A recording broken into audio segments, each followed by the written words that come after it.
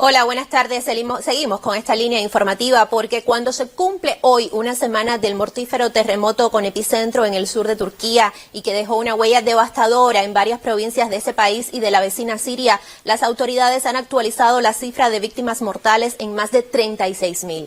A pesar de que ya ha transcurrido demasiado tiempo, siguen produciéndose rescates como el de una mujer turca de unos 40 años que logró ser extraída con vida después de 175 horas bajo los escombros. La fase de rescate de la respuesta al terremoto está llegando a su fin, según dijo el jefe de ayuda de la ONU, Martin Griffiths, durante una visita a la ciudad de Alepo en el norte de Siria este lunes. En cambio, un prestigioso geofísico de la Universidad de Estambul ha advertido en Twitter que se puede seguir con vida hasta 10 días después, lo que tras ese tiempo las víctimas ya no pueden gritar ni apenas moverse, por lo que es más difícil indicarles a los equipos de salvamento que están vivos. De acuerdo con las autoridades de ambas naciones, se estima que pudiera haber hasta 150.000 cuerpos aún bajo los restos de los miles de edificios derruidos.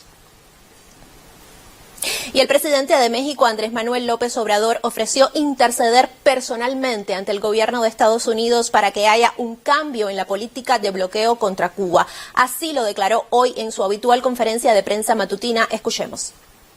Nosotros vamos hacer gestiones, trámites para buscar un acuerdo. Cuando el presidente Obama se avanzó,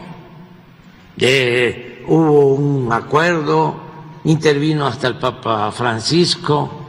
Bueno, visitó el presidente Obama Cuba, se mantuvieron las cosas en mejores términos. Sin embargo, al cambio con el presidente Trump, esa política de acercamiento retrocedió y fue cuando pusieron a Cuba en la lista de los países terroristas. Imagínense eso. Ninguna justificación. Nosotros vamos a buscar convencer, persuadir al gobierno de Estados Unidos de que haya un cambio en esa política, porque es justo. Y más detalles sobre esta gestión mediadora usted la tendrá en el noticiero estelar. Comenzó hace unas horas el segundo ciclo de conversaciones de paz entre las delegaciones del gobierno colombiano y el Ejército de Liberación Nacional. Este tope tiene lugar por primera vez en México después de varias prórrogas y un periodo de tensión entre las partes por desencuentros en torno a un cese el fuego bilateral. Anteriormente, las partes se encontraron 2 veces en Caracas, una para la reactivación de la mesa de diálogos después de la asunción de Gustavo Petro y como parte de su estrategia de paz total, y luego en un encuentro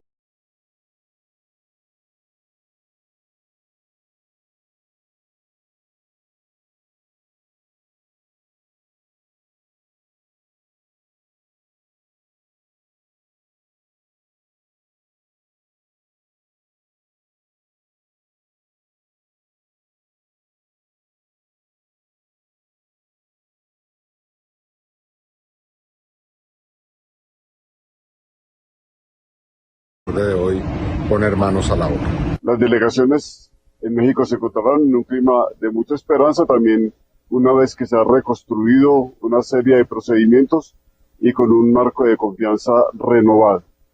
Sentimos que el proceso se ha fortalecido, que el proceso se encuentra en un momento mucho más sólido. Y el Congreso de Honduras vota nuevamente hoy por cuarta ocasión para definir los 15 nuevos magistrados de la Corte Suprema de Justicia, luego que el mandato de los anteriores venció el pasado 11 de febrero.